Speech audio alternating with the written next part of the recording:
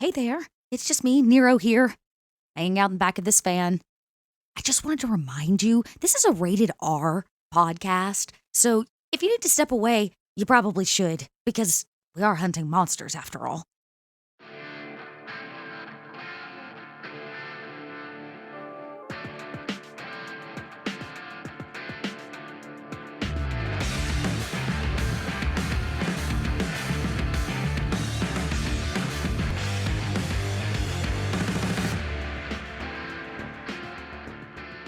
Hello, everybody. Welcome to Pod by Night, twitch.tv/Pod by Night. There's a whole new intro now.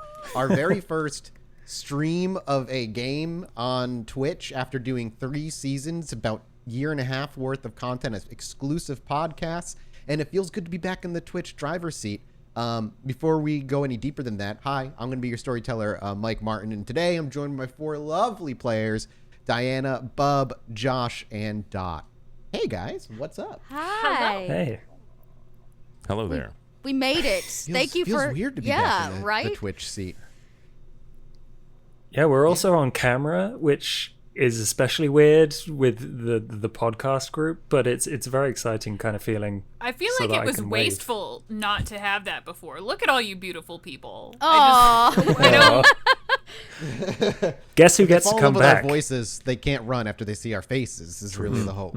So they can always stick You're to the already podcast invested. format. Fuck you. Yeah, it's too late. They've fallen in love with the characters no matter who portrays them behind the scenes. This is super exciting because this is Hunter the Reckoning, or Hunter V5 for World of Darkness, which I've only had a little bit of hands-on time with the rule book. It looks super fun. I love the theming around it. And we got a brand new guest to join us, obviously, in Diana. So Diana, obviously, welcome to the game. Where can people find you? What do you do? Like, where do you come from in the TTRPG world?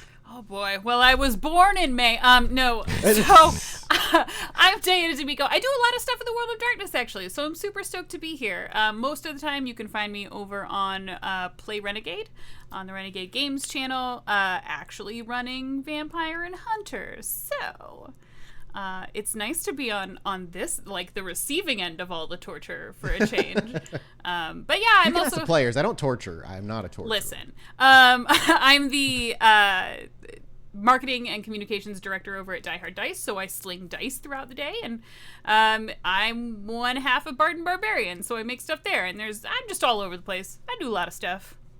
Got my hands in a lot of pies. I'm super excited to have you on the show. It's going to be a fun little mini-series.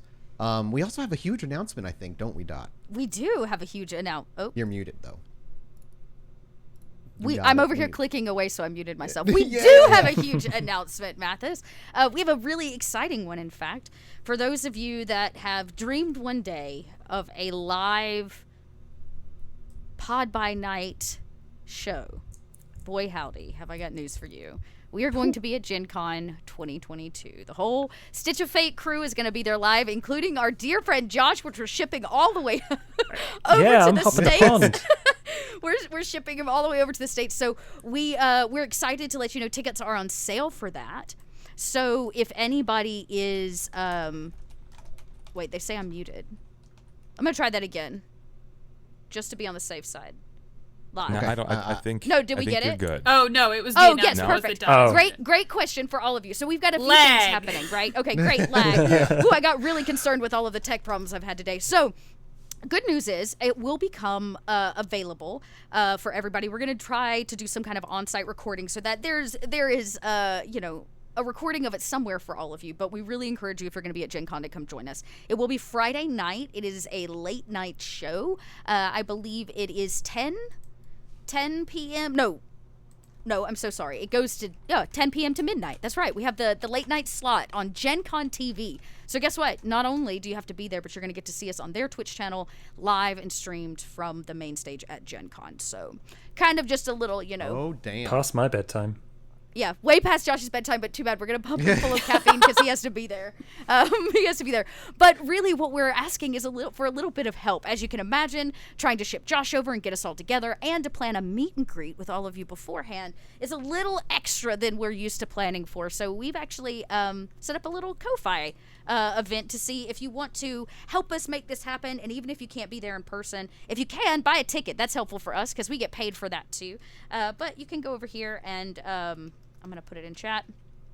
And for all of you at home listening to this, you can go to ko-fi, that's ko-fi.com/pod-by-night. And you'll see we have a little goal going. We'd love to meet that goal. It'll just, help cover getting the coterie all in one place, which we have longed for. So there you go. And the truth is, right now as it stands, we're actually shipping Josh in a large crate, and we want to put more holes in there so he can breathe properly. That's right. So, and each it's like a dog. $500. Yeah.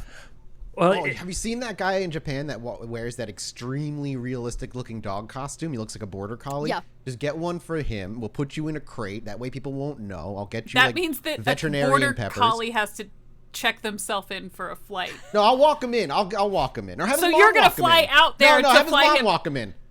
Have his mom walk him in. I think that'll This work. isn't a solid plan. You know what? I'm Josh, just I'm not throwing it gonna out. lie. We're still taking ideas and tips. Someone might be for this, so I'm sure this is someone's kink out there. yeah. Do you Right. remember Don't last judge, I'm time right the we were fuck here. recording? Last time I mentioned that I wasn't a furry. Pay, and that might change. I don't know. Who knows what will happen.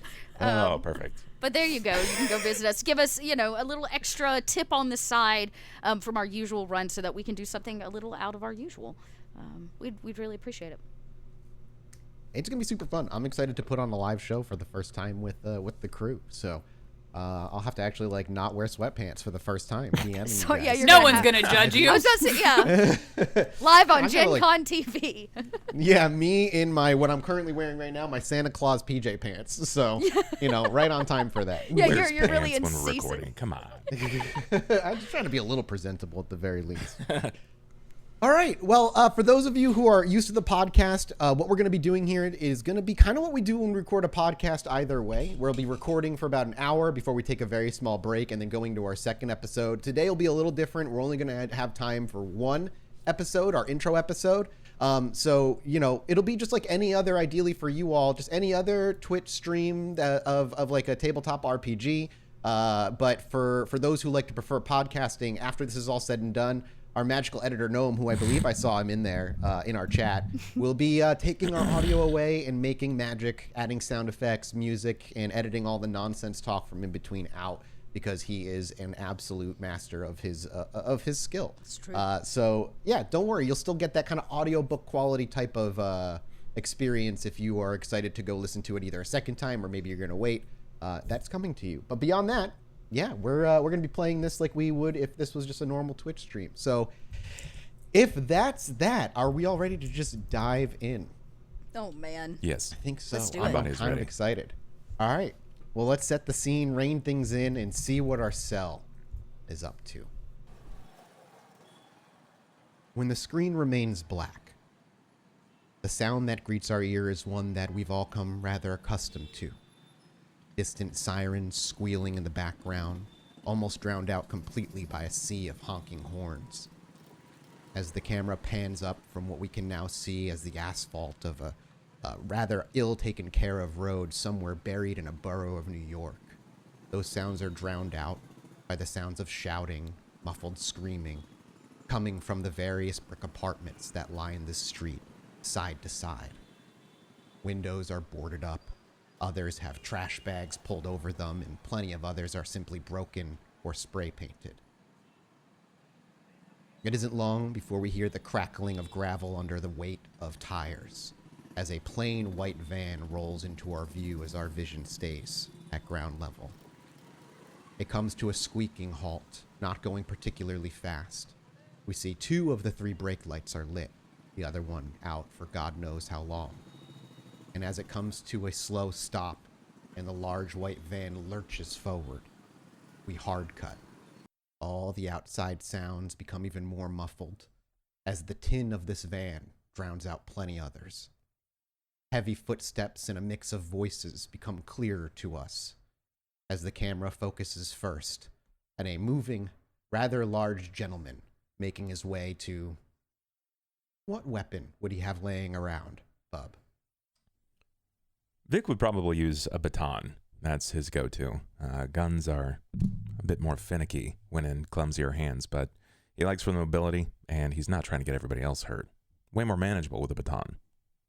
We see a rather large hand zoomed in, grasp that baton and lift it off of wherever it's resting with a small scrape. And as the camera pans out further, we get a full view of this man with other figures passing in and out of the frame. What does Vic look like? Vic doesn't really look like he belongs in most situations, particularly this. He probably belongs somewhere much closer to an Adidas commercial. He is, by all means, an athlete, and you can see he's cut head to toe. He's got almost swishy, like shoulder-length hair, and it's very much a poster child for athleticism. He's 6'4", 290 pounds. Very fair-skinned, but you can tell that he may not be the brightest in the room, but there's just a certain charisma about him. He just really brings it together. As the camera settles on him for a moment and we get a good glimpse of his face, what age would people maybe put him around if one were to guess? How young does this man look? Late 20s, early 30s. The physique has a way of aging you, but you can definitely tell that he carries himself like an older 20-year-old. And as the camera again settles on him, we see him take that baton and slap it rather forcefully into his open palm. That slap echoes a bit as the camera will quickly blur turn to its left, catching the glimpse of some poster duct taped to the background, but it isn't able to catch it quite right away.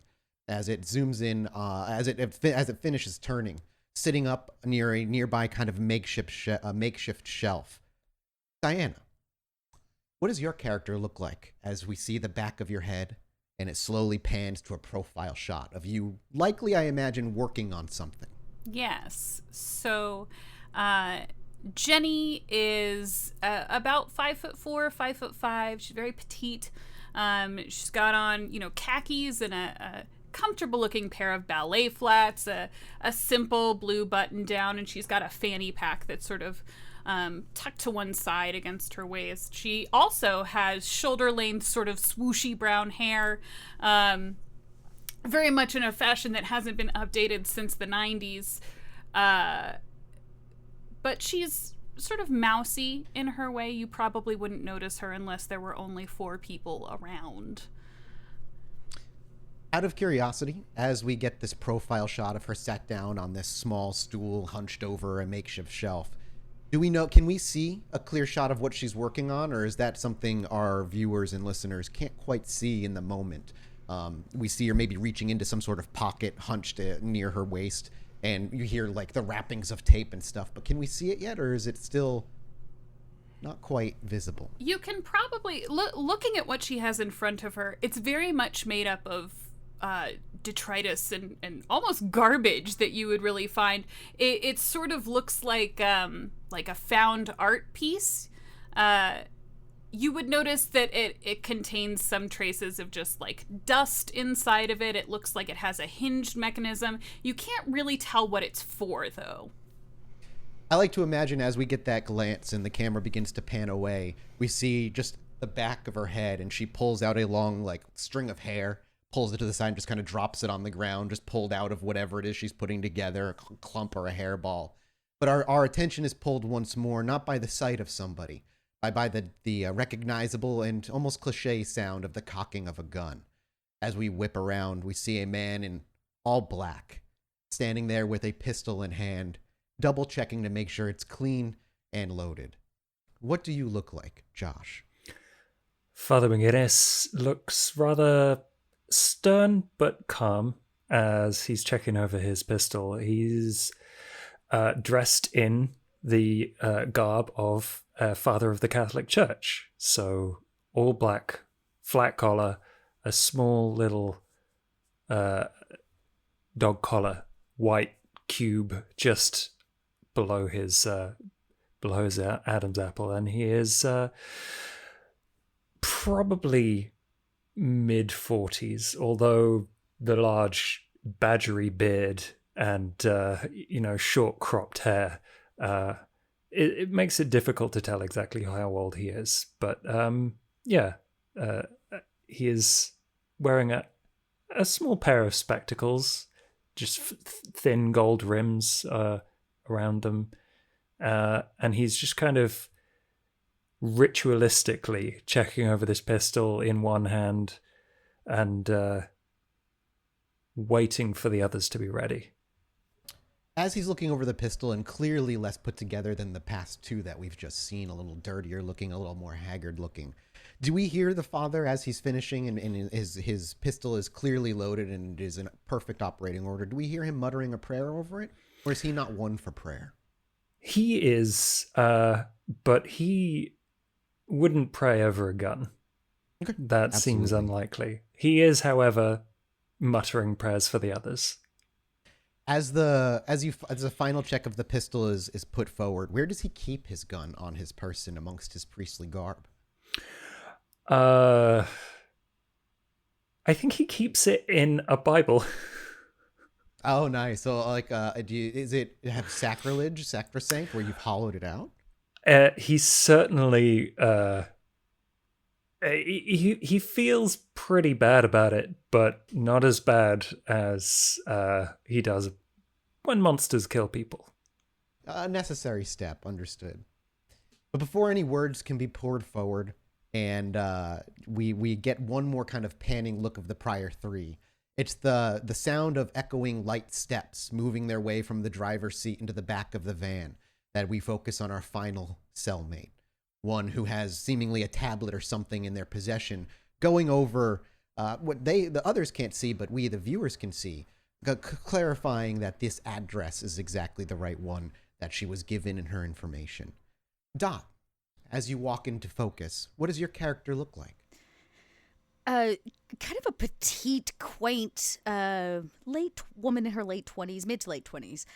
She is a bit understated and hides the majority of her body under like an oversized hoodie and big glasses and gloves. And in fact, she is tapping away on some kind of tablet that has a GPS tracker or locator. And her kind of quaint voice goes, wait, we can't go yet. I haven't booted up Ada.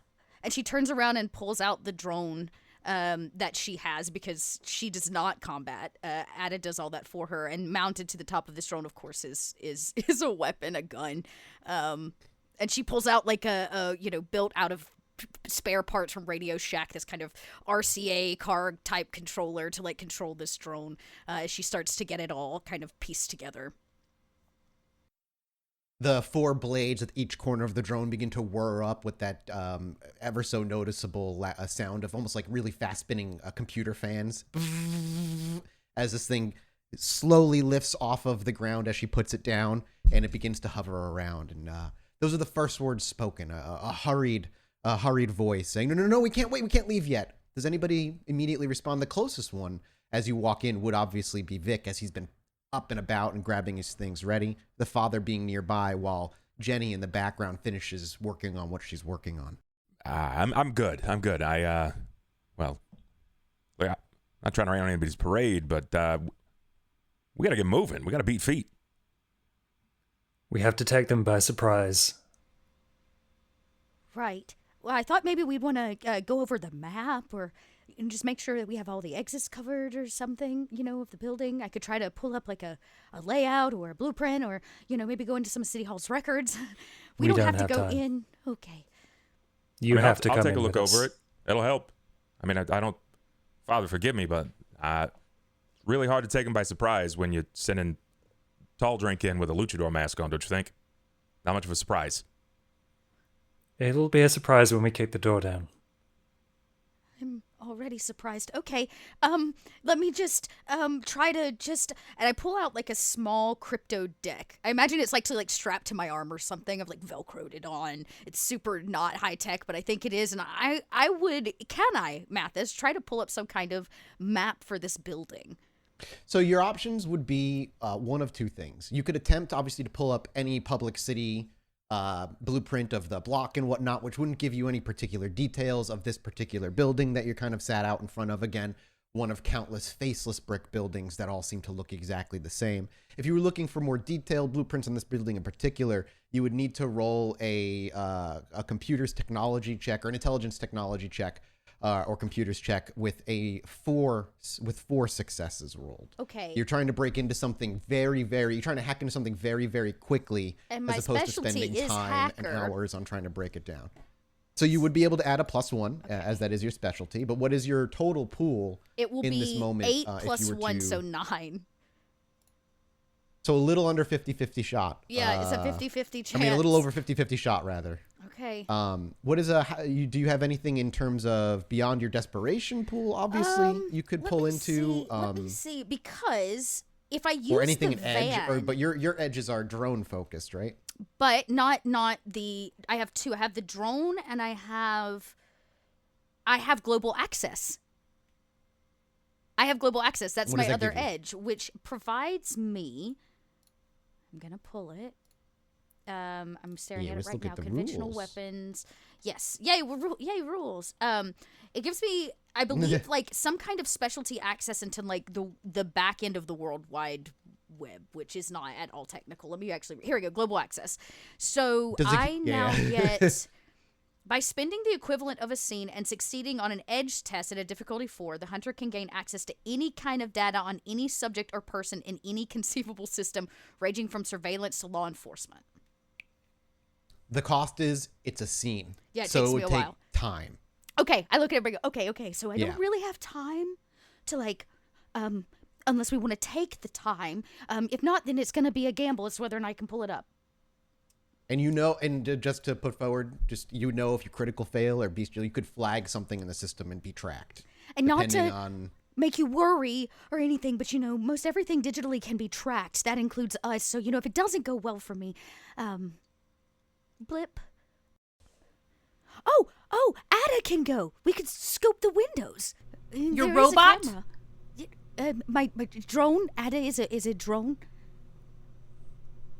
What's the difference?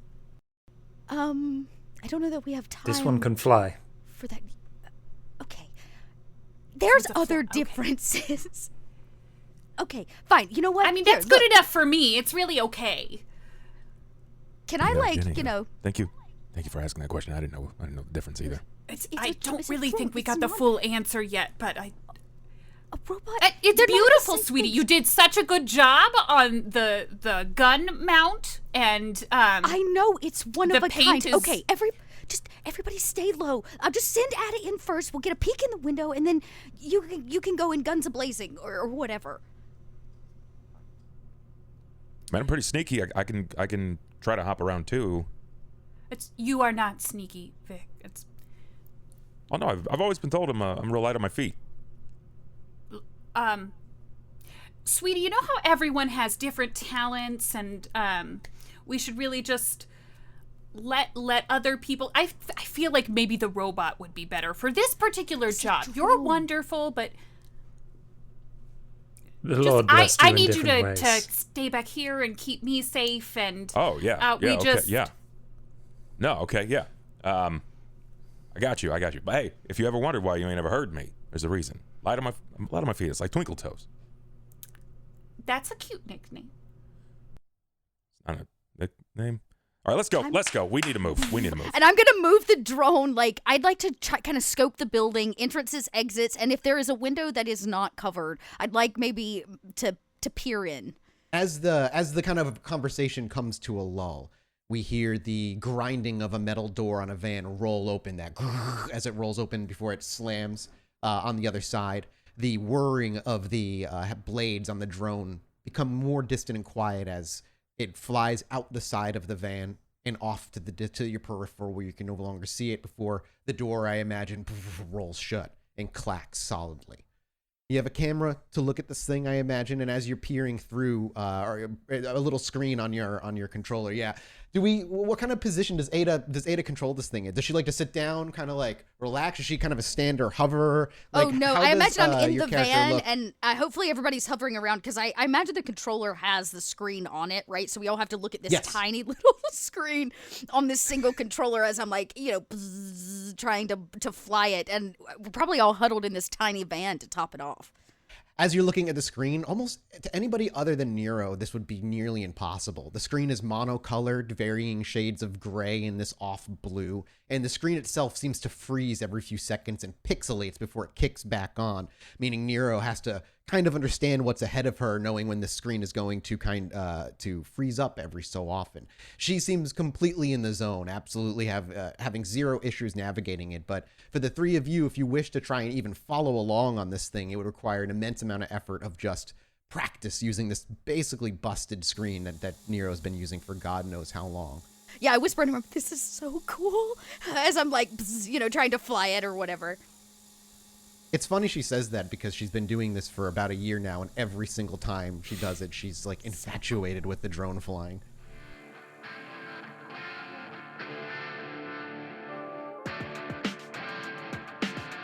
Hello? Does anybody copy? It's Nero. If you can hear this message, go to dieharddice.com and use the code DRACPACK, and you'll get 10% off your entire purchase. Please acknowledge this transmission. Over. Nero, as the drone hovers on the outside, you bring it up. You are told 4th floor of the 7th-floor apartment building. And as you bring it up to the 4th floor and you start checking all the way around the windows, you begin to realize each one is seemingly covered or boarded up in some way. You have one that's been completely shut with some sort of interior blind pulled down. Another one has a black trash bag yanked over the inside of it. It isn't until the very last one that the wind seems to catch the plastic trash bag of this final window, and in the bottom corner seems to have been torn just enough where while you can't get a good visual in there, you're confident maybe you could maneuver the drone on the inside. Though it is risky, you do know that this is the floor that your targets are supposed to be on, but if they're not in this room, it could give you a good layout even if they catch wind of this thing at some point. Ooh, I found a way in. Look. Tiny hole in window. As she lifts up her controller, you can see that blue screen, what seems to be it's really hard to see because the billowing trash bag is crunching the bit rate so badly, but you can actually see what seems to be an abyss or a void in the corner of the crunchy bit rate where maybe that's what she's pointing at? Should I proceed inside the perimeter? I didn't bring my glasses. Is that permission? Yeah, should I go in? Oh, you go in. Go get 'em, boys. You can do it. Your father, you ready? I'm always ready, son. All right, well, let's go. Let's boogie. I'm gonna stay here. Drone. Cool. See what you can find. Okay. So I'll is the be on plan to keep comms. the drone? I put a headset on and then maybe hand them like walkie-talkies. Like old school, like not cool or very high tech at all. But I hand everybody walkie-talkies. So we can stay in contact. Can you hear me? Oh my God, I love this. This is like Monster Squad. Right. I love this movie. This is so good. Oh. We're all in the same space. Maybe we should. Why don't we all go outside of the van and then we can test the walkie-talkies, because we're going to be able to hear each other right now since I'm looking at you. That might be prudent. Come on, everybody. Come on.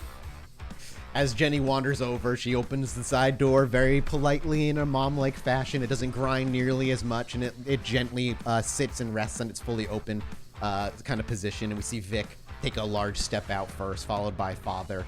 Does Jenny follow, or is she staying in the van as well, or is she going in with them?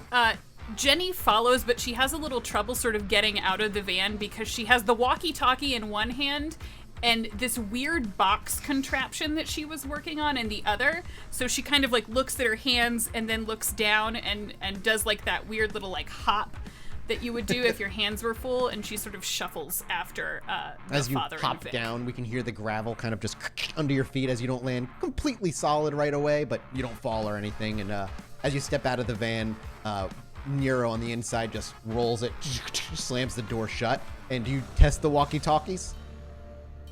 Oh, yeah. Nero or whoever wants to yeah. test it? Yeah, as soon as I get out, I'm like, this is Nero. A codename. Not a codename. My other Nero. I'll just go with All right, I need one of you to roll me a 1d3. 2, 3. Anybody? I know it's not a proper dice, so just roll me a 1d3. All right, Vic, your mic is not. Your walkie-talkie is not working. But the others, in the others, as she speaks, you can hear, and her voice comes out. Anybody within like a 10-foot radius could clearly hear it. But Vic's, all it does is. Always the unlucky one, man. The text broke. Stay by me, son. We will keep you safe and in communication. Well, hopefully we won't get separated, right? Because that wouldn't work well. I don't think. Exactly. We have to watch each other's backs. As the three of you are kind of lingering on the outside, there are people walking around in the distance, but a middle-aged man who looks about as well taken care of as Father McGinnis here, with a gray, salt and pepper, scraggly beard, but his hair even less clean than Father McGinnis's, wearing loose-fitting sweatpants and a hole torn in what like a white T-shirt with no particular logo. Seems to be walking past you before there's a quick double take, and he meanders over. Father. Oh, bless me, I've sinned. Something. I need money for a place to sleep tonight, please. And he just like looks to you with his hands kind of clasped together, and as he makes eye contact with you for a minute, he kind of just does this, and just kind of sees where you react before eventually settling on this. I've done horrible things. I smoked weed. Tell me of your sins, my child, and I shall absolve you. And he actually will kind of start rambling off his sins and completely ignoring the two next to him. Is the father does he look comfortable with this interaction, or does he look like he's just putting up with it? He looks very comfortable with this. He's definitely like locking eyes with this guy, trying to size him up, but also seeing if he actually needs absolution or something. You are welcome to make me a what do you call it? A wits. What's the like insight or something? Wits insight. That's what I'm looking for. Jenny's gonna kind of just like. All of you, if you want to, you're welcome to make a wits insight. Oh no, she's just gonna shepherd Vic away. She wants nothing to do with this interaction. It's very. Father McGinnis, you've been doing this for a long time. Even before you took on the new sacred oaths, you looked after people who needed looking after. And this man, while certainly wears and seems like he would need to take care of himself, he's clearly simply after the money. I tell him where my church is. Son, there is a soup kitchen if you need help. And here... As soon as you say that, and while you even say, "and here," you watch his hands fall by his side, and his eyes immediately look away from you, and he just continues walking down the sidewalk. Another lost soul. I cannot help them. He crosses himself. As Father begins to walk up behind you, you just hear him mutter to himself, "Another lost soul," as he wanders up. And the two of you, are you going to the front door? Or where are the two of you heading? There are fire escapes you could attempt to climb with some effort, but there's also the front door that in a building like this is likely unlocked, or if it is locked, not securely. Why'd you pull me away from that? It's one of my favorite things. I love listening to it. It's the shill, right? It just seemed like kind of a private conversation, and it's not very nice to eavesdrop. Eavesdropping. Father's carrying a gun and a Bible. This is great.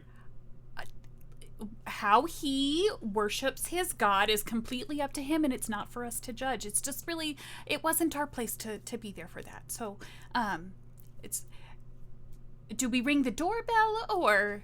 As Jenny approaches and points like at the door, do we ring the doorbell? A lot of the sound is being replaced by that heavy, vibrating, rhythmic beat that is coming from somewhere within this apartment building. You can see, rather hear the door in front of you very gently rattling against its frame from the base, just pulsating throughout the bottom of the building. And so Father approaches at this moment as well.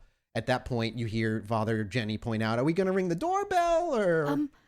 Can I have pushed the groan forward while they have this minor Yeah. interaction into the building so I could scope ahead for them? Yeah, so do you want to enter through that simple little hole in the 4th floor, or do you want to look for a separate entrance and a separate window on a separate floor?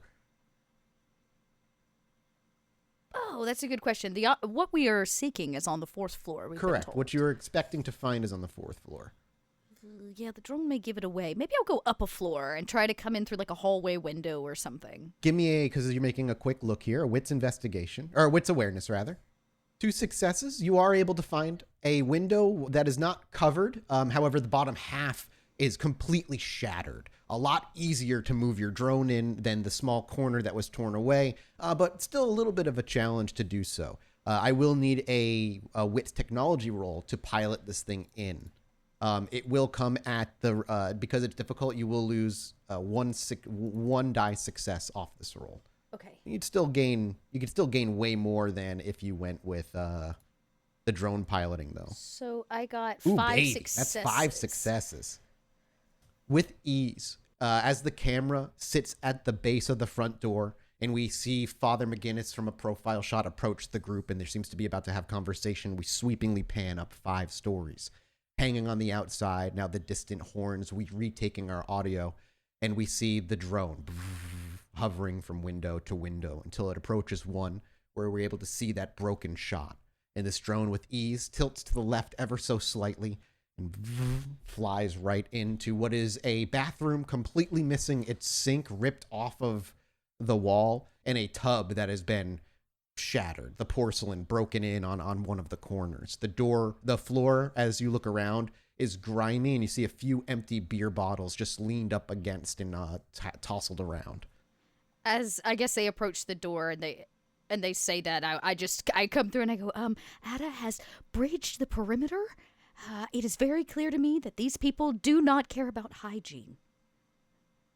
Can I get a wits awareness from the 3 of you who are currently at the front door dealing with a that's like a thumping beat in front of you? Man, it's fun to play with people who have no superpowers. Okay, you got a 2, Jenny. We got a 2 from Vic, and we got a 1 from Father McGinnis. Mine was a crit, if that matters. It does matter for you because you will be able to hear it then, Jenny. You actually can hear just barely, not the words that she's saying, but you hear the loud crackling of Vic's broken walkie-talkie wherever, if he's still holding onto it or one of you are holding onto it. You can just barely hear that. Like, eventually kind of shoots over the vibrating bass because Nero is staying relatively quiet in her voice. Would Vic have kept the radio or handed it off when he realized it didn't work?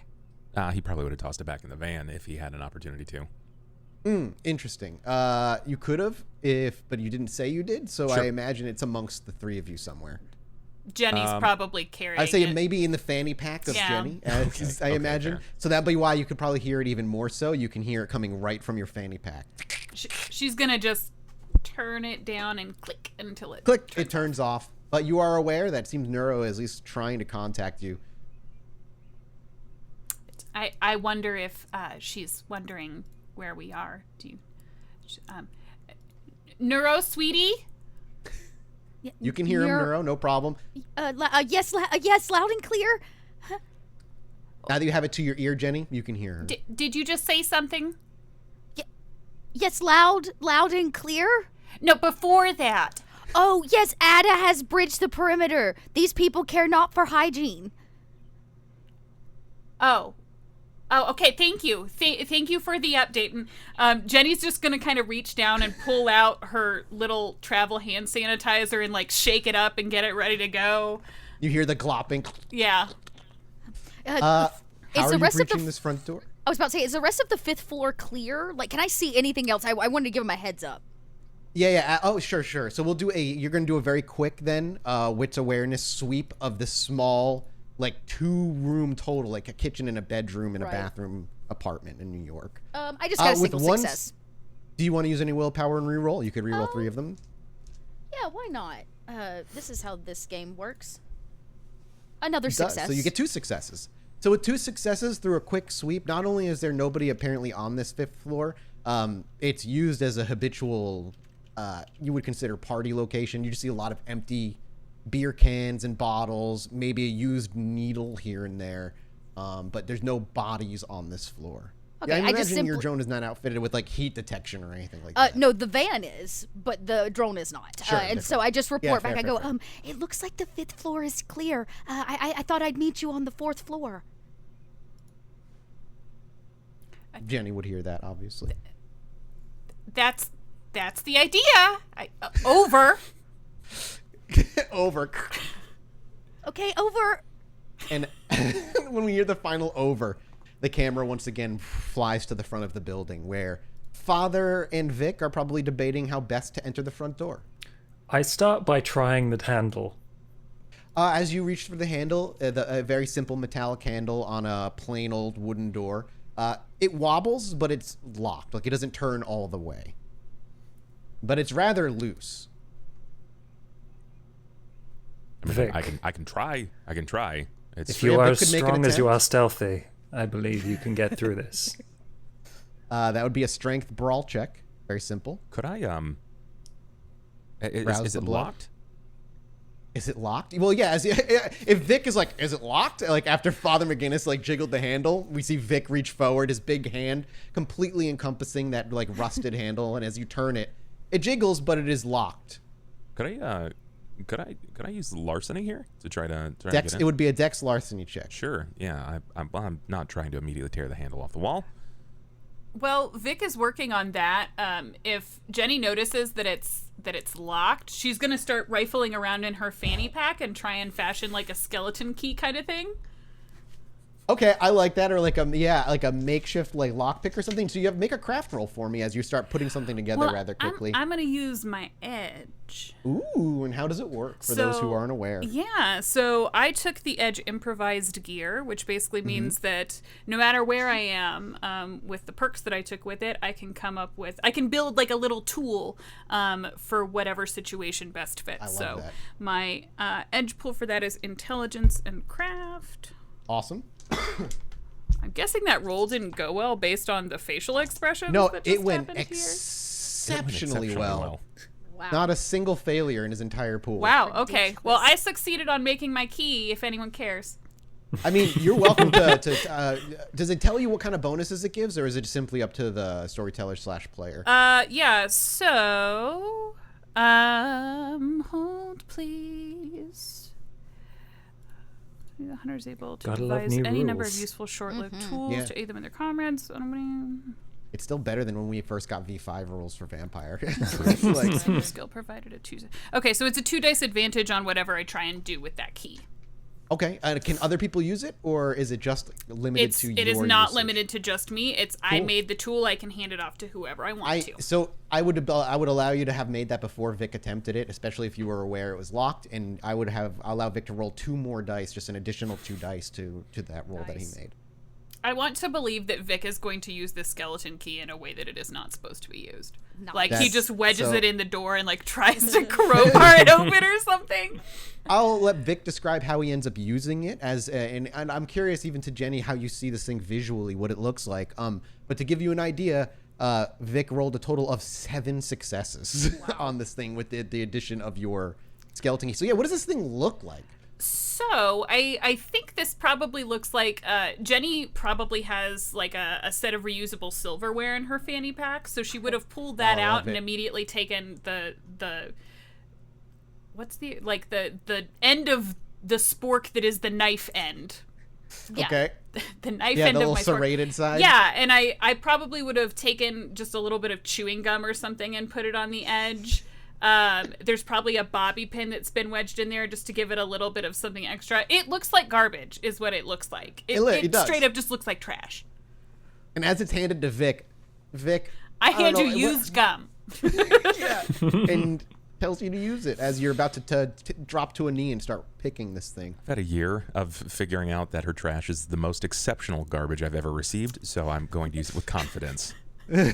And you watch as, do you simply like slip it into where the lock would be or the side and wiggle it a little bit? We see him kind of twist it a bit, not forcefully. This man has an incredibly delicate touch. The way he moves his fingers is ginger, and it just doesn't fit a man that presents himself such as he does. And with just a couple of seconds of messing with that gum wad spork bobby clip contraption, you hear an audible, only Vic can hear, just an audible quiet click over the vibrating rhythm of the music.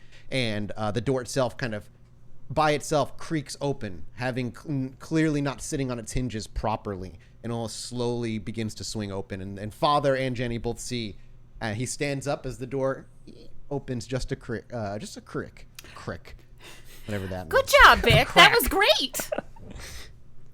Thanks. Thank you for your doohickey. It was wet for some reason. I don't understand. But hey, look, Father, you didn't see anything, right? Like, I'll confess my B&E experience in the past. Another time.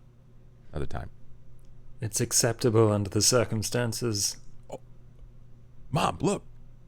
Dad said it's okay for breaking and entering. This is new grounds we're breaking. I cannot give you blanket permission for these things. Well, you Remember. just did. I heard it. Yep, you can't go back now. Mom heard it. We should go. We'll talk about this later at dinner. It's gotten really quiet over comms. Are y'all dead yet? As We're still the at the voice door. of Nero kind of interrupts for a moment, the camera actually zooms up 4 floors.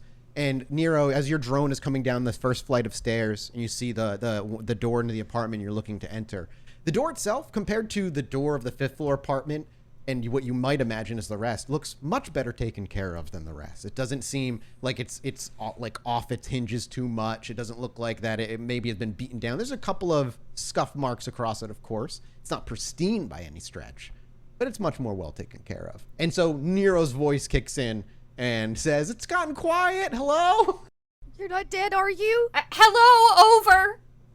Oh, over. Oh, I was getting worried. I have arrived at the destination."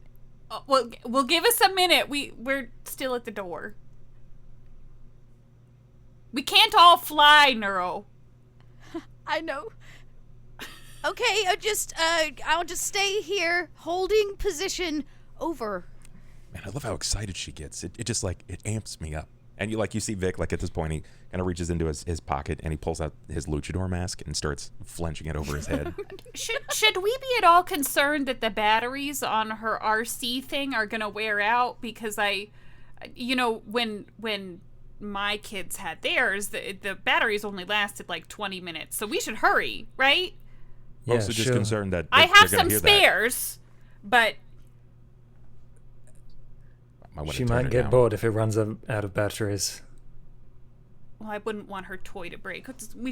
Should we take the stairs? It's good for your health. As you suggest taking the stairs, and perhaps the 3 of you take your first step in to the foyer of this small apartment building, you realize the stairs are your only option. There is no elevator here, and that's it. You're on as you walk in, the tile floor beneath you was probably once white, if there wasn't so many stains of either alcohol or blood, maybe both, covering different spattered spots. It's hard to tell on a quick glance, but it's very obvious now that you're inside that this music is coming from this first floor of the apartment down that hall to your left. Allow Nero's excitement to bolster you, friends. We are about to face evil. Everybody do your best. Yeah, I'm That's what I probably going to said. spear someone out a window, and I might suplex them. I'm not sure yet. It just depends on what my blood really is telling me to do. I get my gun out of my Bible. Yeah, we see Father reach for his Bible, opens up to his favorite passage, pulls out a pistol, and clamps it, the book closed before putting it away. Do you check again just to make sure a round is chambered? Always.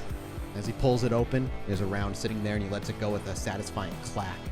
Who takes point heading up these stairs? Vic probably will, that's my guess. So with an eager step, we hear the creaking of old wooden stairs under a heavy step, and Vic immediately starts marching his way with, I imagine, a bit of pep up the first flight. Jenny is immediately behind him with her little contraption at the ready.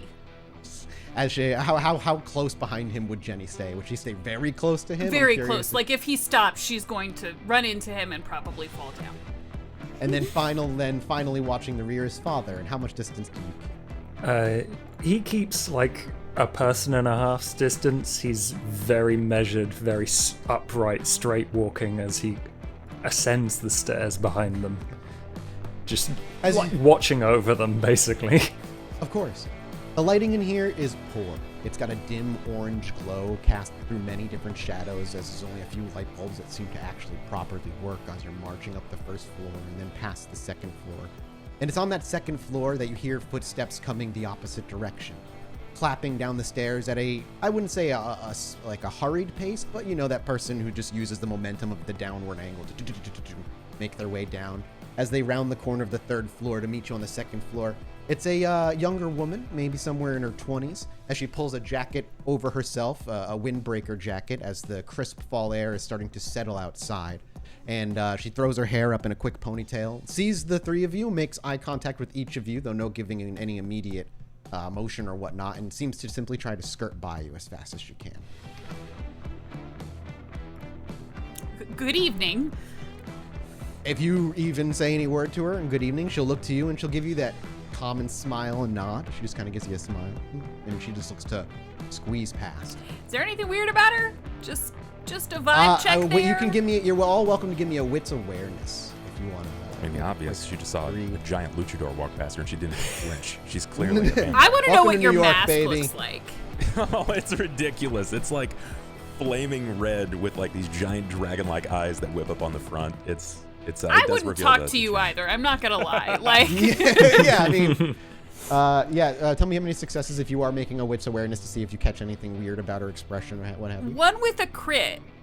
Okay, I'll keep that in mind. What about the two of you? I haven't done Unless yet. you're not rolling. Okay, one for dear old Vic. Oh no. And two for Father McGinnis. Father McGinnis, yeah, you too for sure. And with the one success, but being a crit success. I'll just simply say, when she clearly meets the eyes of Vic, she absolutely looks concerned, maybe confused, but tries to push by silently anyway. Vic doesn't notice. Just let it happen then. Yep, all right, then you let it go. Goodbye, and off you go. Up, rounding the second stairs, and by the time you reach the third floor, you can hear the bottom floor door open and shut behind the woman who had just went down the stairs. And it's at the third floor, you can hear the distant humming of a familiar drone. Rounding the corner to the fourth floor, sat up there kind of like hovering around the fourth floor apartment door, is Ada. We can hear your robot now. Over. It's a drone. Over. Your flying robot. It's whatever it is. We can hear it now. You know, if it makes you feel better, you can call it by its appropriate name. I'm not going to give it a name. It's an automatic drone aircraft. Nope, I didn't name the dishwasher. I'm not naming this thing. Okay. Well, I was, trying to, and I imagine you see the drone at like the eye peephole level, trying to look backwards. The drone's trying to peep in through this peephole, which is obviously like not gonna happen. Just lens to lens, but it's trying. Yeah, and every time you've tried, all you see is the lens. The drone is kind of peeping at the through the peephole. So as you round the corner and you see the drone kind of hovering in front of the peephole, accomplishing nothing practical for Neuro, doesn't stop her from trying. What is the next step at this point? Does Ada have is there a visible camera on the front of it? Is there anything that I don't Yeah, know? it's almost GoPro-y almost. This has totally been rigged together between the help of Jenny and Nero's technology knowledge. Yeah, Ada is the drone, chat. Ada is the drone. Yeah, and today we're calling her, what did I call her? The auto drone aircraft or something like that. There you go. Probably since I'm like the first up and I'm seeing this, I'll likely it's that pitch thought, right? Like knee-jerk reaction, because that's very much what Vic does. He's like, "Oh hey, Neuro, can you hear me? Can you?" And like keeps tapping on Ada. You for a minute, Nero, you can hear him obviously through your drone's own microphone, but you see on your screen a dumb big face from the nose backwards in that kind of cone shape, and then he's just like, Tell Hello? Vic to keep his fingers Can to you hear me? himself. He's smudging the screen. And I was gonna say you're Vic, getting honey. fingerprint smudges. Honey, just put it down. I'm gonna like put my hand on his Okay. forearm and just. Yeah. We see Jenny Hey. kind of tippy toe up to make sure she grabs the forearm and pulls this arm down. Nero, I just had this idea. I got to get it out before I get into action. I've been working on this Smoothie King deal, and with your airbot thing, can you get like some aerial shots with like me running? I've been working on Vic, my Vic, last. this is Stay. not the time. Stay I focused. can't hear you. I need to make a Oh. roll real quick. Okay. Right. We tried. Well, what we should let Nero know is that a woman has come down and she looked slightly suspicious. And as you say she looks slightly suspicious, the three of you can hear what sounds like deadbolts unlocking on the 4th floor door in front of you. And you have maybe a couple seconds to respond before the door itself opens. Gotta go by. What's happening? Wait, no! I imagine the drone's like now spinning in circles. Like, wait. And as the door opens a crack, you see a metal chain holding the door on the inside from opening all the way. And you see a 5 o'clock shadow on this sunken-eyed man peering on the outside through the crack. And as he sees, I imagine he catches Vic, maybe only Vic, if he's like that close to the door, if he was in front of the drone. He just sees this giant man in front of him. Let me make a roll real quick to see if maybe he gets peep of anything else behind you. And he looks kind of around you, but before anything, he looks to you and is like, hey, can I fucking help you guys out here? If you're looking for Juan, he's down 2 floors. I'm looking for is there a Miss Ariel? I got a late night gig, and I start like kind of pulling down the buttons like to show a little chest. How wide is the taking gap? his clothes off? We'll say probably like 2 to 3 inches wide. I think like that, just enough for you to be able to see his like one eye and a little bit of his face. Is it enough for me to get the thing through the door? You could definitely make a dex. Yeah, it would be big enough. You'd have to make a dex. What do you call it? I guess it would be whatever ranged is. No, dex athletics. It'd be like a dex. Okay, I'm good with that. Then I would like to try and toss that through the gap in the door and give Vic just a gentle nudge forward as he starts undressing himself. Unless you're Ariel, you don't look like an Ariel to me. But hey, So go ahead and make me that roll. Okay. Go for it. wherever Make me this that music and TD goes, sometimes the clothes come off. I'm getting paid well for this. Please don't judge. I'm trying to put my lady through law school. That's 6 successes. As you finish that, and he's about to, he simply looks at you and is like, you've got the wrong place, and I don't know of any Ariel that lives here. We hear what's this mostly made out of? Like, what kind of noises would we hear as it hits the ground of, like, what we'd imagine a really cheap plastic tile floor on the other side? Well, so it sounds like really cheap plastic on really cheap plastic. Basically, it sounds like a kid dropping an old play school toy, essentially. Okay. Even though he could probably hear the drone behind him, this all happens in the matter of 1 or 2 seconds. As the plastic hits, his attention is immediately broken from you, and he looks down. Now, you said, Jenny, you're kind of pushing on him after you throw it. Are you like urging him to do anything? That gentle, motherly, just go get him, tiger. I imagine that she's probably done this to Vic many times. I was before. literally about to ask, is this something that you think Jenny would have done plenty of times in the past? It's all she has. Let's be So honest. you feel that like gentle hand on your back, your shoulder blade, a couple of gentle pats before she kind of just drags her hand off of it, and you kind of know what that means. Does the thing go off? Well, yeah. What? I apologize. What is the thing? So the thing is kind of like the opposite of a miniature vacuum. Essentially, it hits the ground, it's spring-loaded, and then just dust. Ooh, okay. Does it do any potential like damage at all, or no? No, it's really just meant to obscure, and Vic's kind of a big target. I want to help out as much as I can there. No, I love it. So we hear that plastic on plastic Sorry, as it slides across whatever cheap tile is on the other side, and you can actually hear it catch on one of the divots before the noise stops. His attention is brought down, and as you pat his shoulder blade and, like I said, bring your hand down, you're still kind of feeling the vibrations of the music behind you. You hear a weird springy noise as something snaps free, and then another split second later, it's almost like a as the whole room fills with this dark brown mixed with like this grayish dust and completely fills the immediate vicinity and begins to leak out into the hallway rather quickly, giving some strange coverage. However, he's still as far as you know, he's still right on the other side of that door. So it's locked by a chain on the other side, but it's not like you haven't done anything like to bust through something like that before. If this is the go, if I get that pat of go ahead, then I'm going through that door. Okay, are you just going to ram through it? Strength brawl? Yep, okay. Yep. Do you have any specialties to add to this? I have 2 specialties. I either have parkour and athletics or Aikido and brawl. Aikido's about throwing around weight. So yeah. Well, that's fair. You know what? You can make an argument for that of like knowing how to throw your weight around well. I'll give that to you. I'll give you the +1. Strength brawl. Strength brawl. Okie dokie. And Father, what are you doing all this as this is all going down? I want to know what you're doing because again, World of Darkness, for those who might be new, initiative kind of happens all at once with priorities, and it's kind of meant to be pretty quick. For successes, you may willpower to reroll 3 of those if you choose to. Sure. No, I feel like he definitely would. That's very much his style. And Father, what are you doing? This is all happening at the same time, essentially. Woo! 3 more successes. Woo! He is preparing himself with his gun ready to follow in behind. Okay.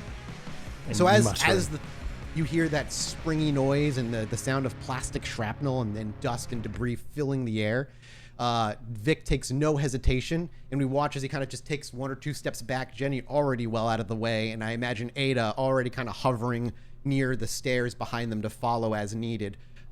We just watch him take 2 very heavy steps forward, and with a large collision, the interior door frame here, the wood crack and splinter as it immediately gives way under some heavy creaking, and you see some wood splinters fly inward as the door flings in and slams up against him pretty quickly. Granted, he's kind of close, so it doesn't get to go too far, but the door is off of its hinges. The last question I have is, while Father's doing that, Ada, Nero, what are you doing with Ada? What's the plan to do with Ada?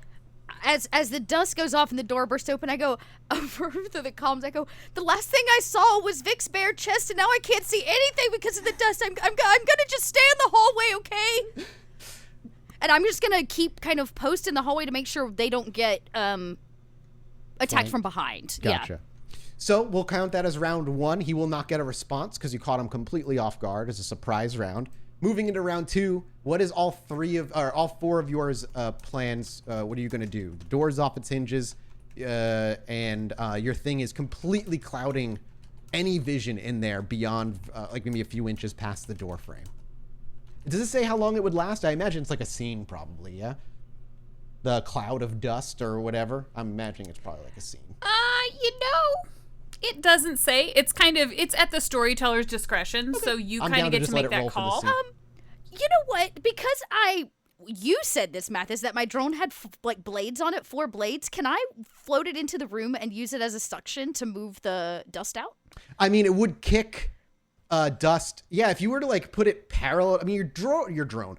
I almost said your droid. Your drone isn't huge because it's like a personal drone kind of retrofitted. But you could go in there and like kick dust around, move it, clear it, push it inward. Like, yeah, you have the maybe vacuum some of it out. Yeah, I'm thinking vacuum it up. You know how like a fan draws the air like upwards. I like go in and maybe I spin the 4 blades, 2 of them opposite each other, so it kind of hovers and rotates and just like tries to clear the dust upwards so that they can actually see what they're doing now. Okay, yeah, I like that. We'll get to that rolling in a second. That's because we're gonna do it all at once. So that's what you're gonna do. Yep. Father, are you still waiting for like a shot, basically? Yeah. Would you sit behind the drone as the drone went in, basically? His plan is to get inside there and shoot/intimidate whoever comes up against him first. Okay. That isn't the guy sprawled out on the floor. Got it. Vic, what about you? Are you just going to continue on? Do you want to like strength brawl this guy? Are you trying to like just start punching this man? The man at the door is typically your body man, so he realizes that he's going to follow through with momentum and try to get this guy down suppressed. Plus, there's no point in having this meat wall standing while there's gunfire behind him. So he's going to bring it down to the ground as much as he can. And Jenny, what are you going to be doing on this round? Having utilized her dust trap, as it were, she'd probably pull her pepper spray out of her fanny pack and literally charge into the room after Vic. Awesome. All right. We're using this meat shield to our advantage. All right, Vic, you're going all in on this guy. Are you trying to pin him or are you just trying to swing? I'm trying to pin at this point. Okay, that's a strength brawl because you're trying to grapple the man. Yarp. He is straight up trying to swing at you, but he'll be taking a penalty because he can't see shit, which is unfortunate. You want to use a willpower? No, I'm just hoping that I can manage this level of subdue with him kind of caught off guard. I'm hoping that's enough. Okay, let's see what I roll. Okay, so we'll just explain this scene before we move forward then. You watch as the door, like I said, and the inside of the wooden frame cracks. The deadbolt flies forward as you see wooden shrapnel fly into the cloud of dust. But Vic stops for nothing.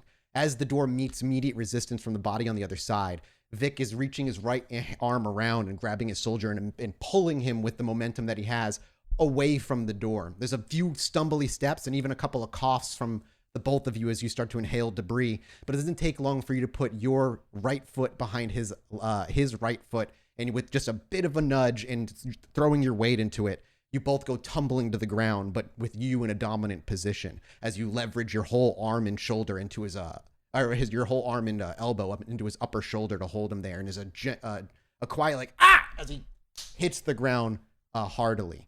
Next up would be Jenny. As Jenny, you rush in behind him. He disappears into the dust. You can hear a small tussle of bodies as they hit the tiled ground underneath, and you follow in, probably like covering your eyes a little bit with your mace out. Are you gonna like what do you want to like jump on this one guy and like spray this man's eyes? Do you want to try and push further in? What's Jenny's plan? Yeah, so I don't know if you guys know, Jenny's not much of a fighter, so go figure. What? No way. But she does remember why they were sent here, and as much as Vic and the father really like to beat people up, that's not really her thing. So I think she would kind of go in with the mace in front of her, like prepared, but she's gonna search for whatever it is that they came here for. So this apartment is laid out like all the others. The room you're entering in is sort of a living room, kitchen area combined, and that's the room that's mostly covered. It gives way to a small hallway that will lead to a small bathroom and one bedroom. Do you want to like kind of move out of this room and head to the bathroom or bedroom, or are you looking to try and like clear some dust and like look around in the living room / kitchen area first? Do I hear anything coming from the bedroom? Give me a wits awareness. I don't like it when storytellers say that. 3 with a crit. You absolutely hear what sounds like the bedroom, some door on the other side, either bedroom or bathroom. It sounds like it's unlocking or locking. You can definitely hear a locking mechanism being played with down the hall. Then I'll kind of flatten myself against the wall. I imagine this is sort of a little hallway area. Oh yeah, tiny little hallway. I'll flatten myself against the wall right beside it, so whenever that whatever or whoever it is runs out, I can just go down towards the... So in this round, you'll simply hear the door clearly unlocking by the end of the round, and you hear it begin to open, which leaves the drone or father next. Father, do you wait for the drone, basically? Is no. question. No, okay. Absolutely not. Drone isn't a person.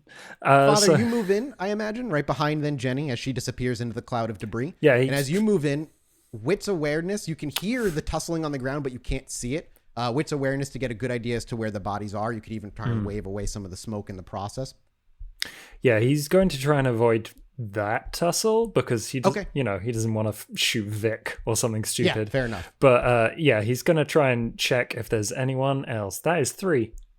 A wits awareness, you hear the same exact thing that Jenny heard, what sounds like a lock being messed with down what is a essentially tiny hallway. Rounding the corner. Should I shoot through the door? You can see Jenny's silhouette pinned up against the corner of the hall where the sound is coming from.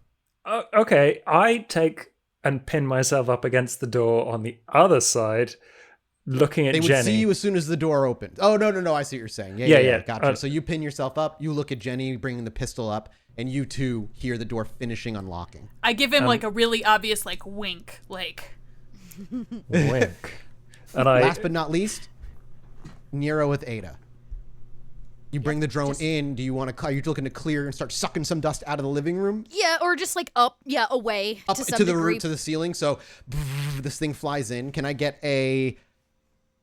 I think it'll be better for you to use your edge ability of a flat 5 here because it's impossible to see, and you're going to take some penalties to not bump into whatever furnishings may or may not be around. Where a flat 5 will just be better than the 4 or 3 I'm probably going to put you at. That is 2 successes. You can reroll 3 of those if you choose with willpower. Yeah, this seems important. We're actually in the heat of it now, so. Yep. Add another success. 3. As you move in, Vic, you'll be the one to hear the blades obviously first and most clearly. And immediately as you bring your drone in, you flip some of the fans to go reverse, you tilt it at an angle, and the dust begins to get pulled upward, right up. And you can immediately see on your camera what looks like feet kicking around amongst other feet as the pinning situation becomes clear. Next round.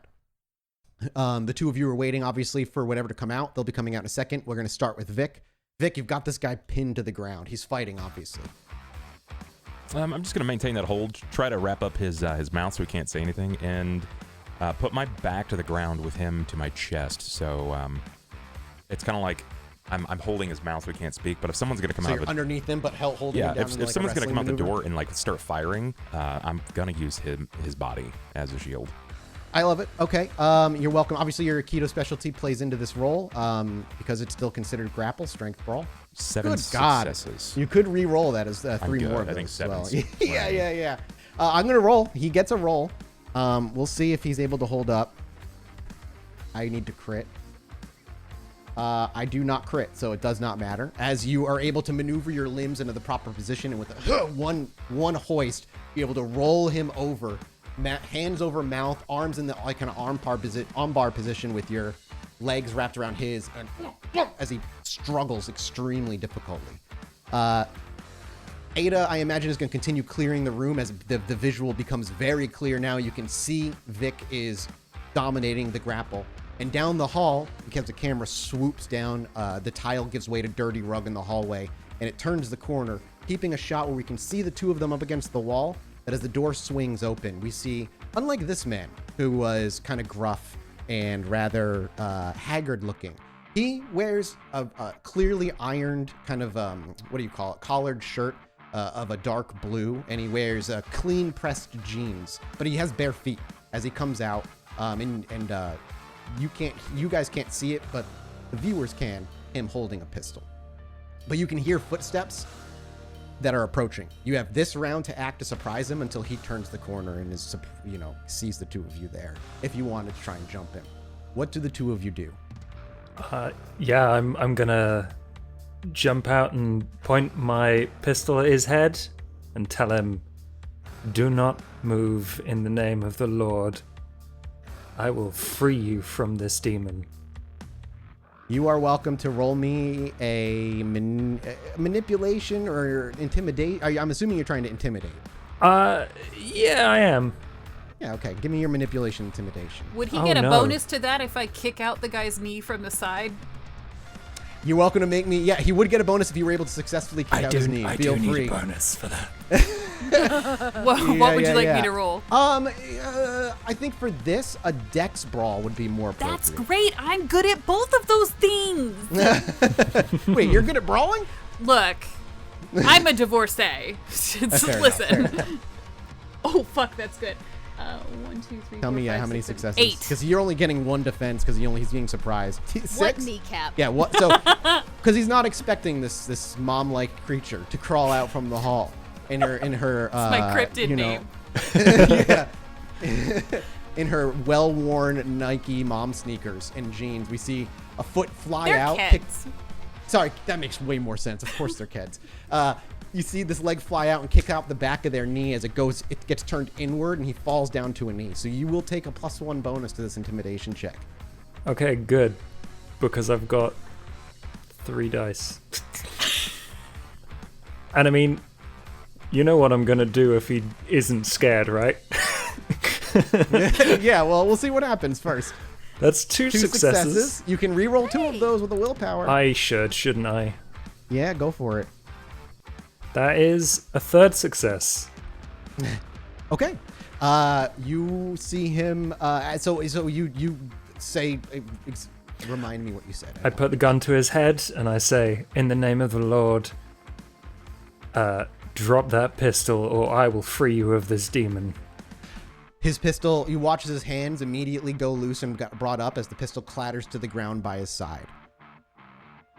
He says no words as the barrel of the gun is forcefully pressed into his forehead, leaving a red mark as you press it in. The next step then is, that's the end of the round. That's the drone. I was about to say, I imagine if I'm drone watching, is going to keep whipping sand. The drone's up, in the air and it's like moving, but I can see them now, right? So if you were to cut back to the van, after this round, you have a clear shot. Sipping coffee, going oh, as he's taken out, like is that like coming all by out of the herself. microphone of the drone? Yeah, I imagine like, yo, that was so dope. She didn't like, mute her mic. Ooh, you better do what he says. Like I'm just there as like chatter commentary because I'm sitting in the safety of the van out I love front. it. All right, so we go to the top of the round. Would be round 3 of combat. What are you doing with your two? Well, we'll start with Vic. What are you going to do with him? Does the situation seem diffused at the moment? Is it de-escalated or? I mean, it is hard to tell.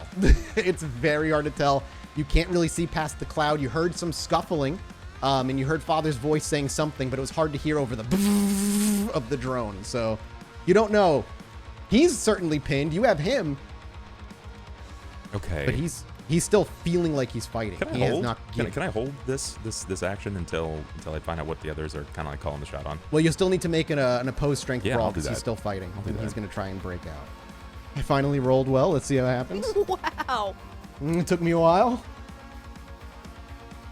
Would you like to re-roll 3 of those? Well, I mean, after you told me that you rolled well. I know, I should have fucking kept my damn mouth shut.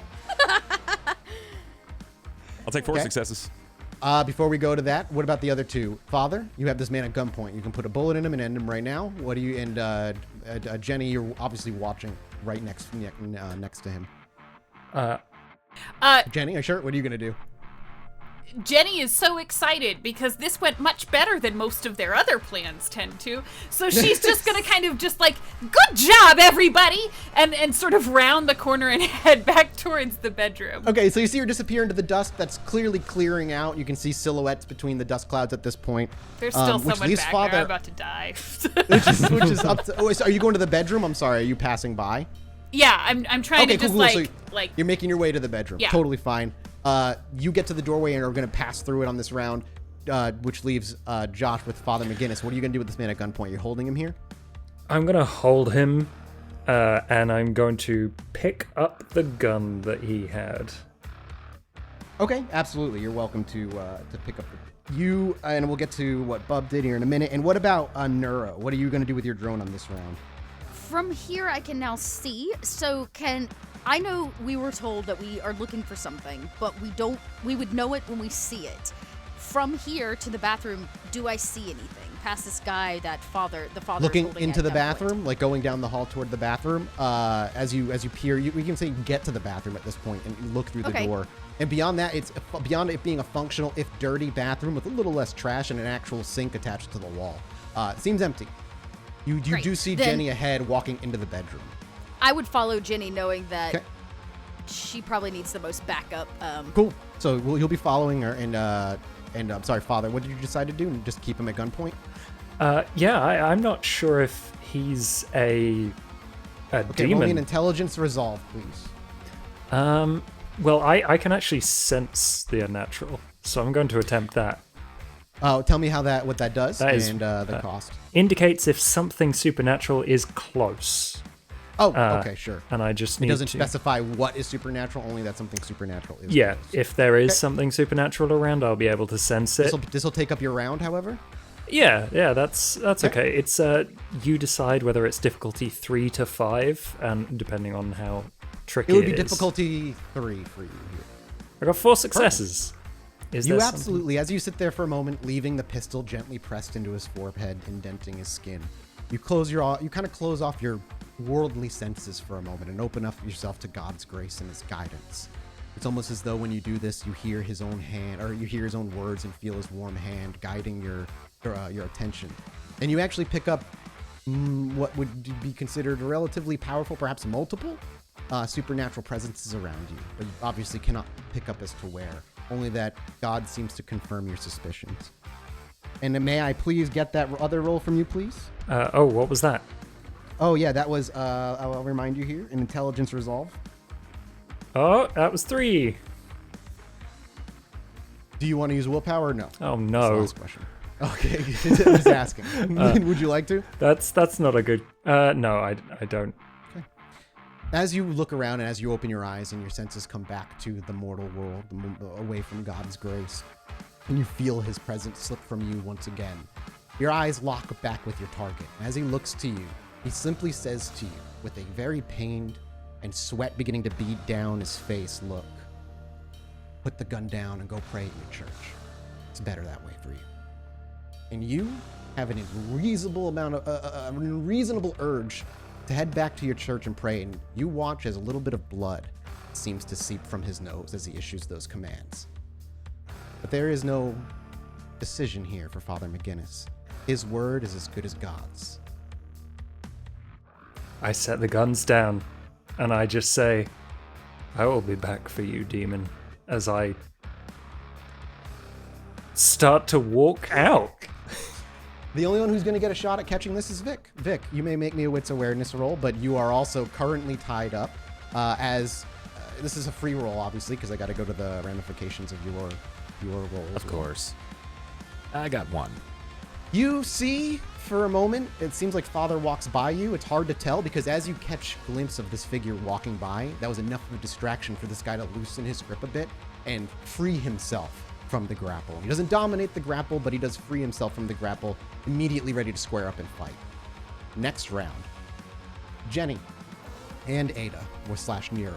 As you pass through the bedroom door, you may make me a wits awareness or a wits investigation if you choose to spend a little bit more time here. I was watching, well, I guess I'll make the wits awareness, I guess, but I was kind of watching her back, so would the drone have noticed the father drop the weapons? As I would say you probably did not catch that moment, but as you turn back around and kind of look around, you might notice that they are missing at some point. But I kind of, if you were following her in, I imagine you followed her into the room, into the bedroom as they passed through. Would you roll, Jenny? 2? I rolled a 3. Does anybody want to use willpower? No, not for this one. I'll just take my 3. I feel baited. I will always ask, even if it's not needed.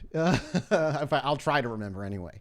As the two of you walk into this room, you're greeted with a simple mattress shoved into the corner, though not nearly as dirty as one would expect a bare mattress sitting in a room in this kind of apartment to be.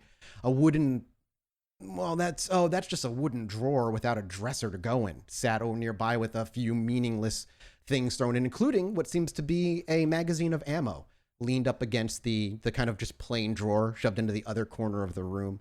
The walls are painted white with the paint chipping, revealing like a dull beige paint even behind that. You can see plenty of bubbles in the paint. But the thing that sticks out to you is what lies on that bare mattress beyond the 2 straggled pillows. There's a small metallic tin, I guess you would call it, bare of any notification or bare of any symbols or any words written on it, but the top is flipped open. And as the two of you move over, the hovering of the drone over your shoulder, and even Jenny as you look in, you see 2 rings on the inside. Though to see what the rings are of, you would need to reach in and pick them up.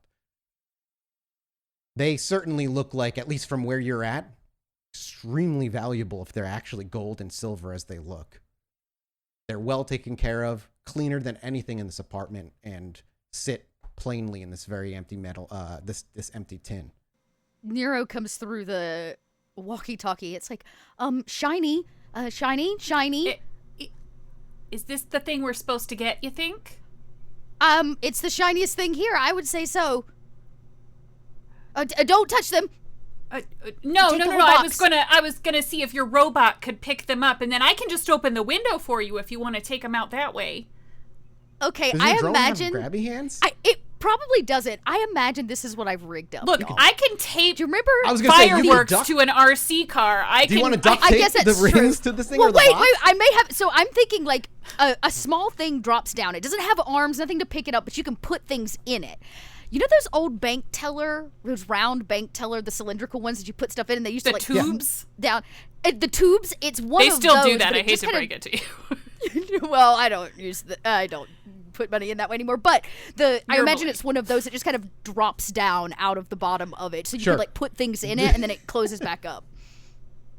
And with that, I see Jenny. Imagine Jenny walks over to the only window, unlocks it, slides it open, and with this tin now on the inside, flies out the window and makes its way down to the van, leaving Jenny alone in the bedroom to make her way out, I imagine. For good measure, I'm going to pick up that magazine and just sort of toss it out the window. Perfect. Absolutely. Out the window it goes. Jenny, as you make your way out, you notice Father is missing, and so is whoever he had at gunpoint, as well as the gun, both of them that were on the ground. But the dust is mostly clear as you walk into the kitchen area, and there is Vic and the guy he was pinning, both scrambling to their feet, getting ready to fight again as it's clear he broke out. Final round, we'll do one last roll. What is your intention with this man? To kill or to kidnap? Floor we Because on? this man's looking to fight. We're on the 4th floor. On the 4th floor. All right. Can I throw him out the window? You could you'd have to ram him into the window, into the tap. Can I open the window for him too? Absolutely. It makes it way less difficult because you won't have to bust through glass. I'm nothing if not a supportive co-worker. I love it. And you know what? As the window busts, the drone leaves with the items. I'm going to go ahead and go straight out the window back to the car down versus to the car. like all the way down. Yep. Okay. Mm-hmm. Go ahead and make me a final strength brawl. Yeah. Or would you? I will make my final one as well with It's you. the same. I was gonna say, would it matter? No, I think you're right. It's probably strength brawl in this case. Yeah, especially for this. Extra die. Even if that means that I'm going out with him, because quick reflex, I can recover, or at least attempt to. Oh god, that's so good. And do you want to re-roll 3 of those? Oh yeah. Okay. There we go. Good God, every single one was a success. And so, as you stand up and this guy's ready to fight you, realizing that there's some of your own cellmates are currently missing, there's just this look in both of your eyes. You lock in, and we pull away, seeing a profile shot of the two of you running at each other. And just as you're about to collide, we hard cut to the side of the building. We see glass. No, we don't see glass. We just see the side window slide open, and out that open window careens a familiar body as there's a bit of screaming. He launches past the fire escape, and you just watch him plummet down 4 floors. And with a deafening thud, a man goes silent and is not moving whatsoever. As the camera follows the body down, it'll kind of come out of the alleyway toward the van as the van door slides open, and there Nero is retrieving her drone. And as you're retrieving the drone, you're watching Father McGinnis walk out the front door and begins to walk away. Father? As you go call and for pray. Father, Yeah, but we can do that in the van. Where are you going? the front door opens at this moment, and out Vic and Jenny kind of hustle, both looking, and you see Nero shouting for Father as he walks down the sidewalk away from all of you. Did I miss something? Grab the priest! I'll go and just kind of like grab him by the collar and start to try and pull him back. And we'll even say, as Jenny kind of pulls him and gives him a fight and is like, come on, like, we gotta go. It will eventually snap Father McGinnis out of it. You realize what just happened very clearly. And, but the van's already running. You see Nero kind of stepping back into the van and Vic also stepping into the van as she's like, we gotta have to go. Hurry. I've seduced. Even if I have to like strap him to the roof, I'm gonna grab that guy that I threw out the window. I'm gonna need I won't take a strength brawl, but I will need a dex stealth to see if anybody catches you walking a body over your shoulder onto the sidewalk into a car. Oh yeah, no, it's perfect. I'm still wearing a luchador mask. What's the worst that could happen? I mean, yeah, a luchador walked into a plain white van. Very weird. Give me that dex stealth roll. Sure, you got it. Jenny's probably trying to sort of talk down Father McGinnis and see if he's like upset or like if something happened. And she's like, what happened? Did you get upset? Did something? He told me to leave. Oh, well, you can't take that personally. No. I heard the words of God, and I had to obey, but it was the devil.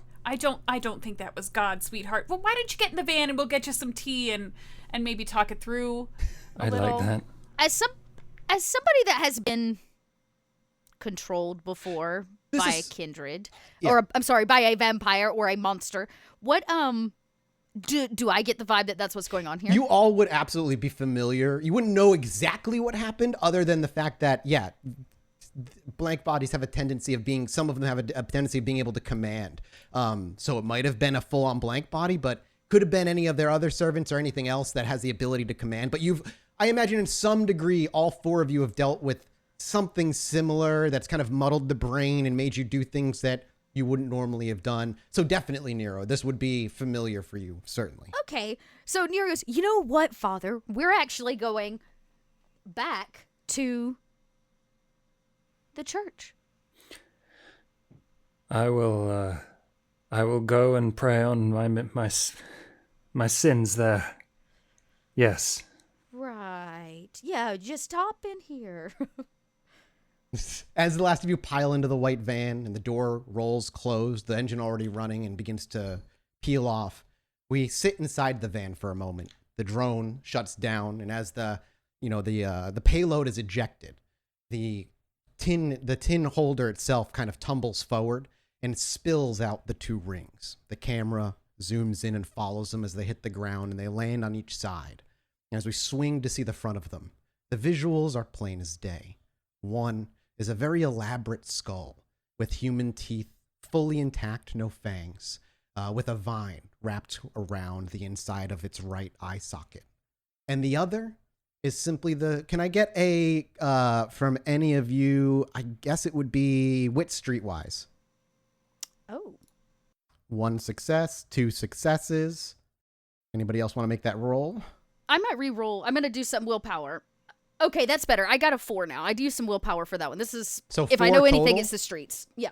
So what you see on the second ring is something you've seen occasionally, Nero, in your files when you've been moving around money for particular sects or other street-level crime bosses, just to poke around. It's an elaborate, almost Celtic-looking G that is surrounded by fancy swirls and designs, surrounded by a square. And as the camera lingers on that, and the van pulls forward, we're pulled out the back window, once again return to street level, and watch as the van becomes small and eventually no longer within our vision. And in that moment, the screen goes to black. And we'll see you next week with the next episode of Desperate Measures, a Hunter V5 campaign.